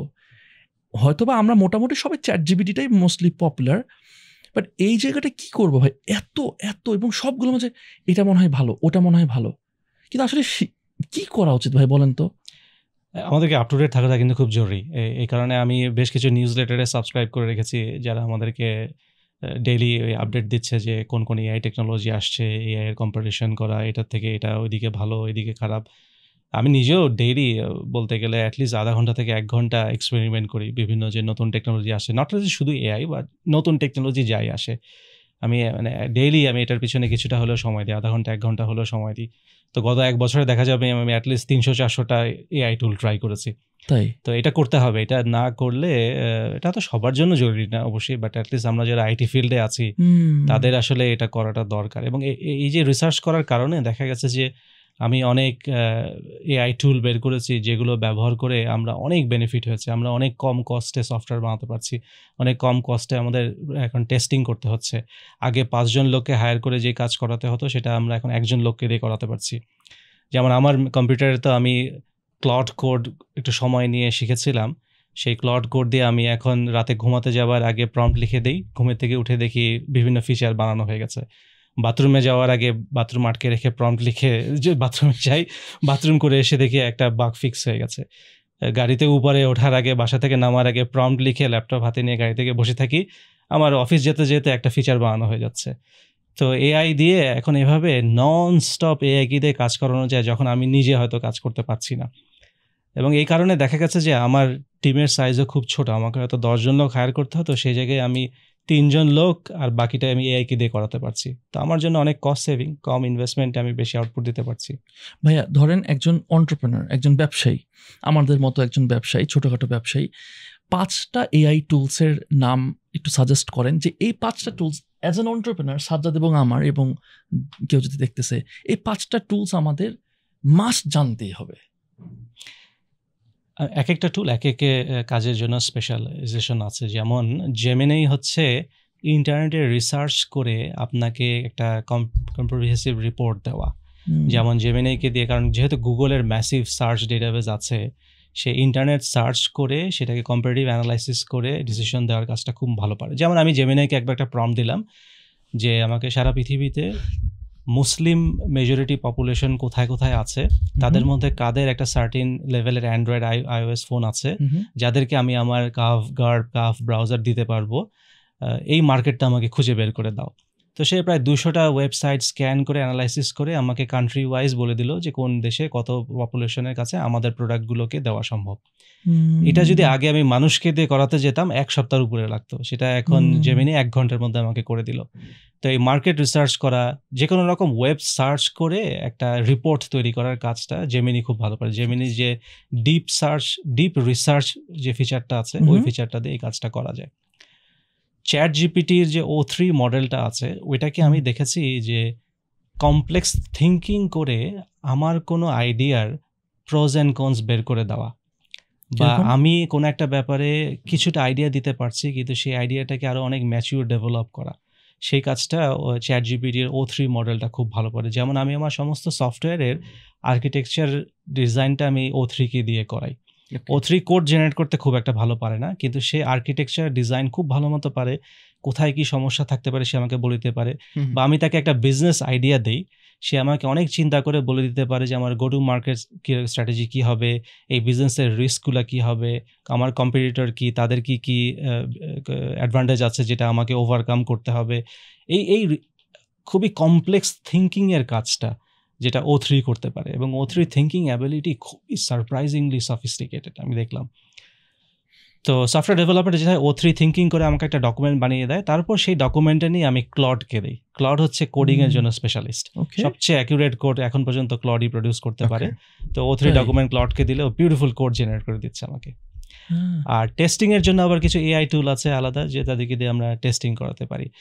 ভিডিও এডিটিং এর জন্য তো অনেক এআই টুল বের হয়ে গেছে, ভিউ গুগল নিয়ে আসছে, যেটা খুব ডেঞ্জারাস। এটা আসার পরে যে ডিপ ফেকের প্রবলেম যে কোথায় যাবে, আপনারা তো অলরেডি জানেন যে কিছু ফেমাস ইসলামিক কলা মুফতি মেইনকে ডিপ ফেক ভিডিও বানিয়ে পাকিস্তানে বিভিন্ন যৌন রোগের ওষুধ বিক্রি করছে। মুফতি মেইনকে সে বলছে এই ওষুধ খাও। তারপর শেখ আহমদুল্লাহ, তার ডিপ ফেক বানিয়ে ওষুধ বিক্রি হচ্ছে। অলরেডি এই লেভেলে চলে গেছে ভাই। এবং সবচেয়ে স্কেরি পার্ট হইতেছে যে কি, আমাদের বাসায় অনেক মুরব্বী আছে, মানে যারা তারা আমাকে বলতেছে এই দেখো দেখো নাফিস এখানে কি হইতেছে, একটা বাচ্চা ঠাস করে পড়ে গেল, কাদার মধ্যে ডুবে গেছে, বলছে আরে কি হলো। আমি বললাম যে কি এটা তো ফেক, এবং ওনারা বুঝতে পারছেন, কারণ ওনারা তো টেক স্যাভি না, রাইট? আমরা অনেক সময় বুঝে উঠতে পারতেছে না যে ভাই কোনটা রিয়েল কোনটা ফেক, এবং অনেকে এরকম উল্টাপাল্টা করতেছে, পিছনে বাংলা ওয়ার্ডস গুলা এলিয়েনের মতো দেখাইতেছে, তখন আমরা বুঝতেছি হ্যাঁ অনেক সময় আর কয়েকদিন পরে হয়তো ভাই এটা বুঝাও যাবে না। এটা তো কেবল শুরু ভাই, মানে ইমাজিন করেন 3-4 ইয়ার্স এর পরে কি হবে। এই যে চ্যাটজিপিটি তো 2022 সালে আপনার এটা হলো, অ্যানাউন্স হলো, মাত্র 3 বছর হয়েছে ভাই। 3 বছরে কোথায় গেলাম আমরা, তাই না? 3 বছর হয়েছে ভাই, ছিল আর এখন কোথায় চলে আসছে। আমি আপনাকে একটা ভয়ঙ্কর কথা শেয়ার করি, সেটা হচ্ছে আমার টিম তো ভাইয়া হচ্ছে একটু ক্রিয়েটিভ থট নিয়ে কাজ করতে হয়, হ্যাঁ, ব্র্যান্ডিং নিয়ে। সো এমন একটা প্রবলেম আমি পাওয়া শুরু করলাম, সেটা হচ্ছে আমাদের টিমে আমি খুব জেনজিদেরকে এখন ইনভাইট করি, হ্যাঁ তোমরা কাজ করো, যারা মাত্র এসএসসি দিল, হ্যাঁ এইচএসসি দিবে, এরকম এই বয়সটা খুব 17, 18, 19 এই বছরের। ইন্টারন্যাশনাল লেভেলতে আটকে যাবে নাকি আল্লাহ নোস। যাই হোক, তো এই ছেলেরা যখন কাজ করে ওদের থেকে আমরা অনেক কিছু বুঝতে পারি, শিখতে পারি, যে আরে দারুণভাবে চিন্তা করে। একটা জিনিস যেটা দেখলাম, ওরা এআইতে আমাদের চেয়ে অনেক ভালো করতেছে। আমরা একটা এআইকে যেভাবে এক্সপ্লোর করতেছি বা এটার সাথে অ্যাডাপ্ট করতেছি, তার অনেক ফাস্ট দেখি করে ফেলতেছে। যে কোনো একটা প্রবলেম হচ্ছে, আমি কোনো একটা কিছু হচ্ছে না, এটা মানে ভাই স্ক্রিনশট নিয়ে চ্যাটজিপিটিকে দিলেই হয়। আমি তো এভাবে চিন্তা করি না, ওরা অনেক ফাস্ট চিন্তা করে। প্রবলেম যেখানে পাই, যেখানে আসলেই ব্রেন খাটানোর কথা ছিল, সেটাও এখন বন্ধ হয়ে গেছে। আমি বলতেছি একটা ওয়ার্কশপ হবে, ওয়ার্কশপের টাইটেলটা কি দরকার, সবার দেখি ল্যাপটপ খুলে চ্যাটজিপিটি চলে গেছে। ওয়েট, এটা না নর্মালি ব্রেন থেকে এসে পড়ার কথা ছিল কয়েক সেকেন্ডের মধ্যে। they have stopped thinking about it. না, এখানে আমি একটু অ্যাড করি সাজ্জাদের সাথে, যে একটা ভাই জানেন, দেখছেন একটা রিসার্চ বা একটা রিপোর্ট আসছে, যে ওই যে আমরা যে ক্রিয়েটিভ রাইটিং করি বা লেখালেখি করি, তো ধরার যে এআইকে দেওয়া হয়েছে, একটা হচ্ছে হিউম্যানকে, আরেকটা হচ্ছে এআই অ্যান্ড হিউম্যান কোলাবোরেট করে করছে। সো দেখা গেছে সবচাইতে বেস্ট রাইটিংটা সেটা আসে যখন এআই অ্যান্ড হিউম্যান কোলাবোরেট করে করছে। এটা এরকম আমি একটা রিপোর্ট পেয়েছি। আর একটা ইন্টারেস্টিং জিনিস তুই বলি না, যে এখনের যে জেনারেশন মানে জি, এখন আলফা তারা ইমার্জ করতেছে, তো আমি নিজেও নোটিস করি যে এরা ভাই এত অ্যাডভান্সড মাশাআল্লাহ। এখন এই যে এজেন্টিক এআই, যেমন NAN যেটা এখন মানে এখন এজেন্টস, এআই এজেন্টস নিয়ে করতেছে। আমি কিন্তু ব্যাপারটা কি, দেখ আমরা যখন ছোট ছিলাম আমাদের হাতে কিন্তু টাইম ছিল, রাইট? সো টাইম যখন ছিল, তুই আর আমি তো ধর বিজনেসে বা এইটা প্রবলেম সলভ করছি, এটা ওটা, আমাদের কিন্তু ফ্রি টাইমটা আস্তে আস্তে কমে যাচ্ছে। এবং এইটাই কিন্তু আমাদের জন্য ডিসঅ্যাডভান্টেজ হয়ে দাঁড়াবে একটু যারা 30+ বা আমার কাছে এটা মনে হয় ভাই, ইউ ক্যান লার্নিং এর জন্য আমাদের জন্য একটা থ্রেট হয়ে যাচ্ছে না ভাই? হ্যাঁ সেটাই, আমরা কিন্তু লার্ন করতেছি না। মানে আমি আমার কথাই বলি, যে আমি বুঝতেছি যে ভাই আমরা এটা বন্ধ করলে আমরা আউটডেটেড হয়ে যাব, অবসলিট হয়ে যাব। এই জায়গাটা আপনার কি সাজেশন? কারণ আমি জানি মানে আমরা তো সবসময় মানে সিন্স আমরা কোম্পানি রান করতেছি, we are always solving problems. এই জায়গাটা আপনি কি করতেছেন, আপনার কি suggestions? Because I really feel threatened, যে আমার মনে হয় যে আমার যতটুকু শেখা উচিত আমি ততটুকু শিখতে পারতেছি না, সময় পাচ্ছি না। কি করেন আপনি? আপনারা তো ইয়াং, আমি তো বুড়ো হয়ে যাচ্ছি, আমার জন্য তো এটা আরো বড় থ্রেট। তা আমি যদি নিজেকে এই আপ টু ডেট টেকনোলজিগুলোর সাথে নিজেকে আপ টু ডেট রাখতে না পারি, আমাকে হায়ার করবে কি? কেউ তো করবে না। একে তো দেখবে যে আমার বয়স হয়ে গেছে, তারপরে জেনজি হায়ার করা বেটার। তারপরে যদি দেখে যে আমার এই আপ টু ডেট টেকনোলজি নিয়ে স্কিল নেই, তখন আমার নিজেরও সমস্যা। ইভেন বিজনেস আপনি যদি দেখেন যে একটা কোম্পানি যে এই এআই টুলগুলো মডার্ন টেকনোলজি ইউজ করে বিজনেস করছে ভার্সেস একটা কোম্পানি যে এই টুলগুলো ইউজ করছে না, তো স্বাভাবিক তো সে কম্পিট করতে পারবে না।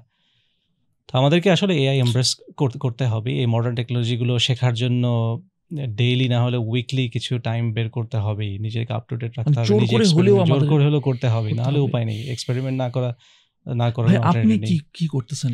আমি তো সেটাই করি, আমি বললাম যে আমি অলমোস্ট ডেইলি আধা ঘন্টা 1 ঘন্টা স্পেন্ড করি আমার যত কাজই থাকুক, যে ফার্স্ট অফ অল এই নিউজ লেটারগুলো পড়ে আপ টু ডেট হওয়া, ইন্ডাস্ট্রিতে কোথায় কি হচ্ছে না হচ্ছে, সেখান থেকে আমি কিছু হয়তো টুল পিক করব যেগুলো আমার মনে হচ্ছে একটু ডিপ লেভেল এক্সপ্লোর করে দেখা দরকার যে এটা আমার কোম্পানিগুলোতে কোথাও ইউজ করা যায় কিনা। অনেক সময় আমার বাচ্চাদেরকে দেই রিসার্চ করার জন্য এআই টুলগুলো, আমার বাচ্চাগুলো রিসার্চ করে এসে আমাকে বলে যে এটা দিয়ে এটা করা যায়, ওটা দিয়ে ওটা করা যায়। তো সেটা আমার কাছে রিসার্চ অ্যাসিস্ট্যান্ট পাওয়া গেছে 2 জন আমার, তো ওরা আমাকে হেল্পটা করছে। আমি মাঝে মাঝে ভাই মনে করি যে মানে এত ফাস্ট মুভ করতেছে এখন, আমি তো এতগুলা টুলস আমি কেমনে ব্যবহার করবো, একটু প্যারাও খাই। VO3 আছে, আমি VO3টা কি আগে শিখবো নাকি এনে আগে করবো? হাগিং ফেস আছে, এটা তো মাঝে মাঝে আচ্ছা ঠিক আছে, আই উইল হায়ার এ গাই। ভাই তোমার কাজ হচ্ছে তুমি শুধু ট্রেনিং এন্ড ডেভেলপমেন্ট, তুমি শুধু এআই নিয়ে শিখতে থাকো, আমাকে বলতে থাকো যে আমার কোম্পানিতে কিভাবে। এটা খুব ইম্পর্টেন্ট পয়েন্ট। আমিও সিরিয়াসলি চিন্তা করছি আমাদের কোম্পানিতে একজনকে হায়ার করতে হবে, যার কাজ হচ্ছে সারাদিন বসে বসে এই টুলগুলো এক্সপ্লোর করে বের করা যে আমাদের কোন প্রবলেমগুলো এটা দিয়ে আরো ফাস্টার সলভ করা যাবে। এটা আসলে আমি রিকমেন্ড করবো যে যাদেরই কোম্পানি অ্যাটলিস্ট 20-30 এমপ্লয়ি হয়ে গেছে, তারা অ্যাটলিস্ট একজনকে এরকম হায়ার করে ডেডিকেট করে রাখতে। এটা খুব ভালো একটা, মানে এমন কাউকে যে কিনা আমার প্রবলেমগুলো ধরতে পারে, যে জানে যে কোথায় কোথায় কি প্রবলেম হচ্ছে। যেমন লেটস সে কয়েকদিন আগে একজন সিএফও, একটা খুব বড় বাংলাদেশের কোম্পানির সিএফওর সাথে কথা বলছিলাম। তো সে আমাকে জিজ্ঞেস করলো যে এআই দিয়ে আমাদের ফাইন্যান্সে কোনো প্রবলেমগুলো সলভ করা যায় কিনা।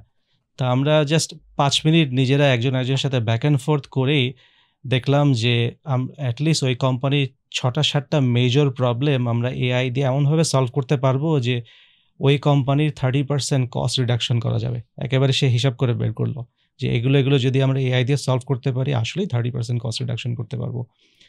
তো সব জায়গায় এখন আমার সিরিয়াসলি এআই নিয়ে বসা দরকার, চিন্তা করা দরকার, ব্রেইন স্টর্মিং করা দরকার যে আমার কোম্পানিতে এখন এই মেজর সমস্যা আছে, এটা কোনো এআই আছে কিনা কোথাও যে আমাকে হেল্প করতে পারবে।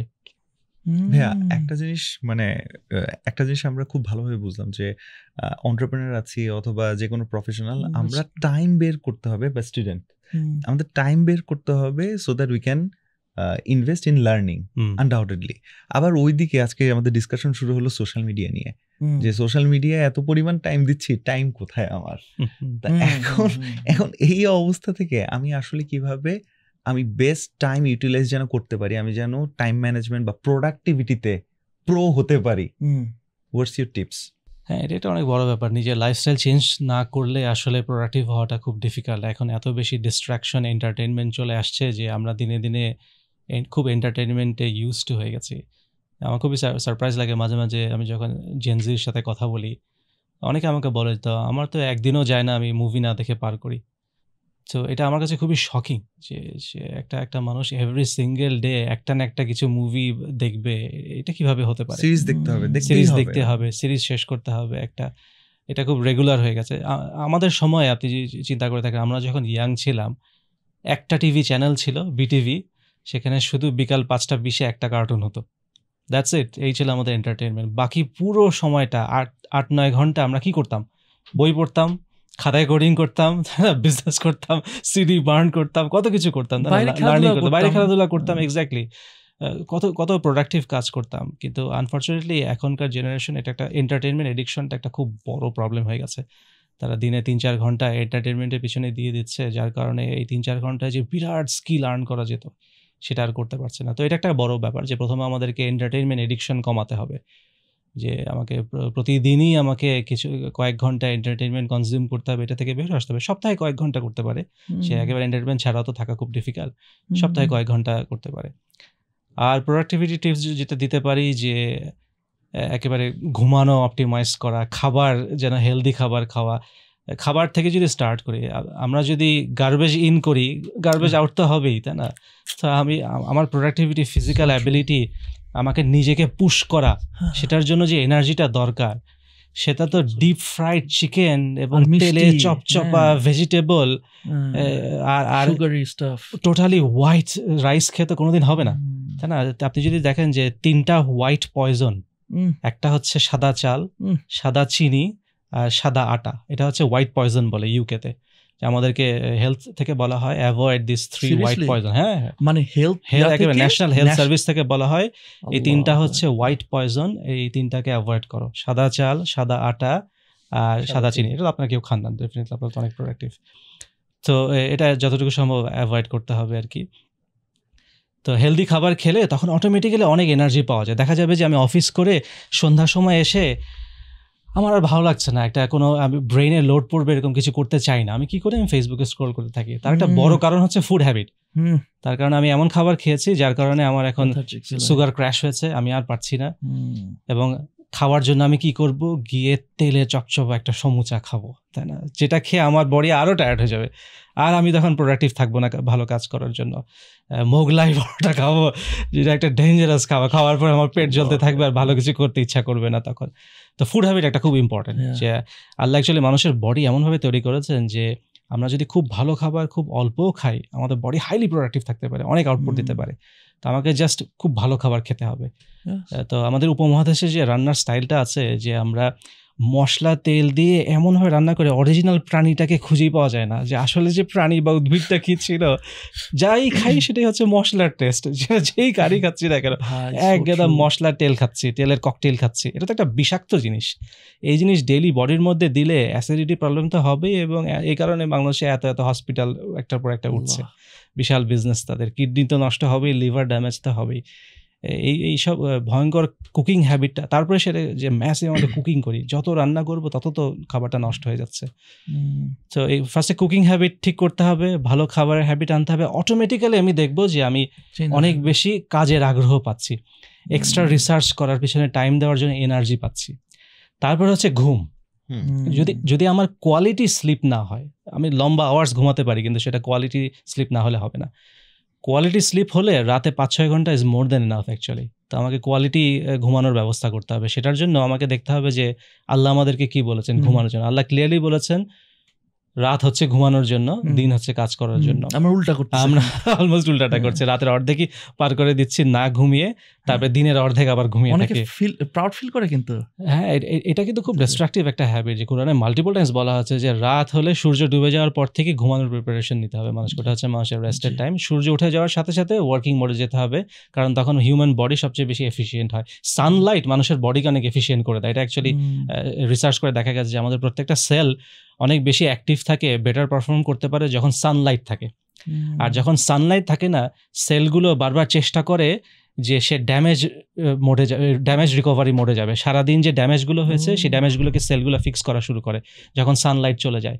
কিন্তু সমস্যা হচ্ছে যে আমরা রাতের বেলা অনেক ব্রাইট লাইট অন করে রাখি। যখনই আমি মোবাইল খুলে আমার চোখে এই হোয়াইট লাইটটা দিলাম, সাথে সাথে আমার ব্রেন কনফিউজ, ও আচ্ছা এখনো তো দিন চলছে, রাত হয়নি। সাথে সাথে সেলগুলোকে বলে না না, তোমরা যে ড্যামেজ রিকভারি শুরু করেছিলে, তোমাদের নিজেদের রিপেয়ার করছিলে, রিপেয়ার বন্ধ করো, এখনো রাত হয়নি। তো রাত 12টা-1টা পর্যন্ত আমি যেটা করছি, আমার বডিকে রিপেয়ার করতে দিচ্ছে না। রিপেয়ার না করার কারণে যেটা হচ্ছে, আমার বডিতে কন্টিনিউয়াসলি ড্যামেজ হচ্ছে। ড্যামেজ হওয়ার কারণে ওই যে liver problem, acidity problem, kidney problem, হাজার রকমের সমস্যা, ক্যান্সার, এগুলো সব হচ্ছে। তার কারণ হচ্ছে যে প্রতিদিন যে আমার অ্যাটলিস্ট 4-5 ঘন্টা আমার বডি রিপেয়ার করতে পারতো, সেটা করতে পারে না। কারণ আমি সাদা লাইট জ্বলিয়ে মোবাইল স্ক্রিন আমার চোখে দিয়ে ব্রেনকে বলছি এখনো রাত হয় নাই, রিপেয়ার শুরু করো না, তোমার এখনো কাজ করতে হবে।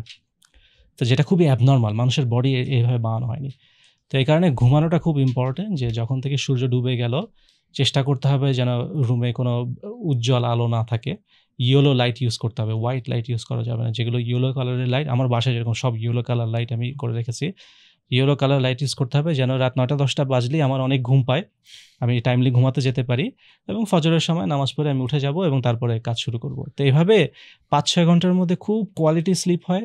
আমার বডি যখন রিপেয়ার করা দরকার, সে পুরো টাইমটা পাচ্ছে আমার বডিকে রিপেয়ার করতে। সো পরের দিন আমি অনেক বেটার ফিল করি, এবং আস্তে আস্তে এভাবে আমার অসুখও কম হয়। লং টার্ম যে বড় বড় ক্রনিক প্রবলেমগুলো, ডায়াবেটিস, তারপরে হার্টবার্ন, তারপরে hyper tension, blood pressure level, এগুলো মেইনলি হচ্ছে আজকাল যে মহামারী আকারে হচ্ছে, মেইনলি হওয়ার কারণ হচ্ছে যে আমরা রাতে ঘুমাই না। আরেকটা হচ্ছে এই চা।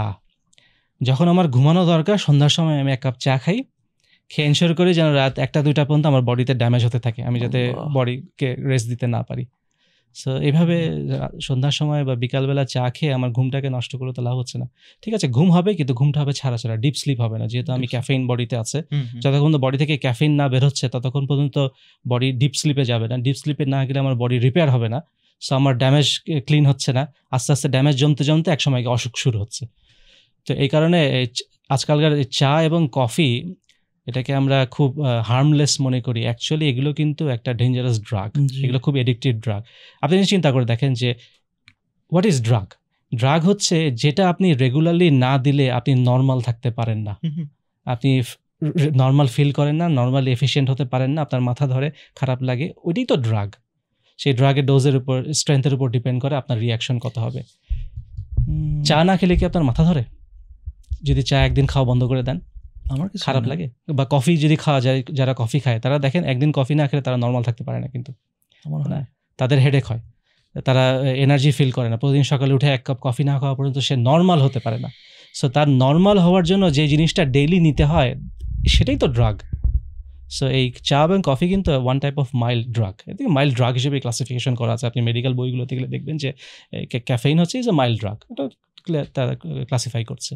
কিন্তু আমরা জেনারেল পাবলিক কিন্তু জানি না এগুলো হচ্ছে ড্রাগ, আমরা কিন্তু রেগুলারলি ড্রাগ নিচ্ছি, না হওয়ার কারণে আমাদের রেগুলার ড্যামেজ হচ্ছে। অনেকে আছে যে চা না খাইলে মনে করেন যে ইয়া হয় না, মানে কি বলে নরমাল ডিজি ব্যাপার, মানে একটু ডিজি ফিল করে, কনসেন্ট্রেট করতে পারে না, ভালো লাগতেছে না। দেখেন যে জিনিসটা আপনি রেগুলার না নিলে আপনি নর্মাল মানুষ হতে পারেন না, আর সমস্যা, সেটাই তো ড্রাগ, তাই না? তার মানে আপনি ড্রাগ ডিপেন্ডেন্ট হয়ে গেছেন।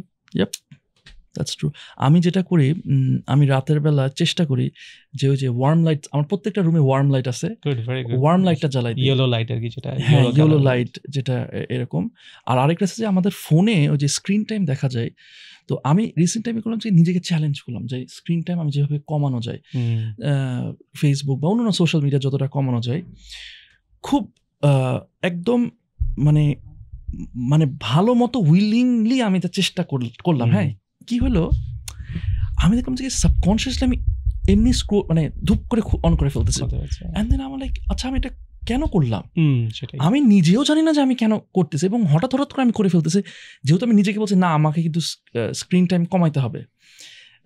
ধরেন অফিস থেকে বাসায় যাচ্ছি, ন্যাচারালি শুয়ে হয়তো বা দেখার কথা বা ফেসবুক এন্ড হোয়াট নট, না আমি এটা করবো না, আমি পাশে রেখে দিচ্ছি। ভাই বিশ্বাস করেন কি হয়েছে, আমি লস্ট, আমি এখন করবোটা কি, and then this is the problem. তারপর আমি আমার মেয়ের সাথে টাইম স্পেন্ড করতেছি, অ্যান্ড দেন ওয়াইফের সাথে, তখন আমি লাইক ও মাই গড, এটা তো কত কিছু মিস করতেছি। আমি একটা বই পড়ছি, আমার মেয়ের সাথে আমি মাঠে কিছুক্ষণ দৌড়াদৌড়ি করতেছি, এখান থেকেও কিন্তু ডোপামিন বা good hormone, I don't know, I feel really good ভাই, আমার সেরোটোনিন যাই হোক, I don't know, some kind of good hormones yeah হয়, ভালো লাগে, একটা কোয়ালিটি টাইম স্পেন্ড হয়। অ্যাকচুয়ালি আপনার ফ্যামিলি মেম্বারের সাথে স্পেন্ড করলে আপনার বডিতে ডোপামিন এবং সেরোটোনিন দুইটাই রিলিজ হয়, যার কারণে ভালো লাগে। মেডিকেল সায়েন্স মানে ওখান থেকে আসলে আমাদের ডোপামিন সেরোটোনিন আসা উচিত ছিল। একটা বাচ্চাকে জড়ায় ধরলেই কিন্তু আমাদের বডি সেরোটোনিন দিয়ে ভরে যায়, এভাবে আল্লাহ আমাদেরকে বানিয়েছে। ওমর ভাই, আসলে আমরা অনেক কিছু নিয়ে ডিসকাস করলাম, লাইফের ফিলোসফি, এটা অনেক কিছু, খুব মজা লাগতেছিল আপনার সাথে ডিসকাস করতে, এই জন্য আমিও ডিসকাশনটা মজা, মানে আসলে আমি খুব এনজয় করতেছিলাম। তো ওমর ভাই, thank you so much for coming to 2 Cents podcast. We really enjoyed having you, and এটা অনেক দিনের স্বপ্ন ছিল, যেটা কিনা আল্লাহরই দয়া করে আল্লাহ আপনাদেরকে অনেক বারাকা দিন। আপনারা একটা ওয়ান্ডারফুল ইনিশিয়েটিভ শুরু করেছেন, এটাকে কন্টিনিউ করেন, ইসলামিক ভ্যালুজের মধ্যে থাকেন, সেই দোয়াটা করি। আপনারা বাংলাদেশের মানুষের জন্য অনেক বড় একটা উপকার করবেন, একটা বড় সার্ভিস অলরেডি দিচ্ছেন, এটাকে আরো বড় স্কেলে নিয়ে যান।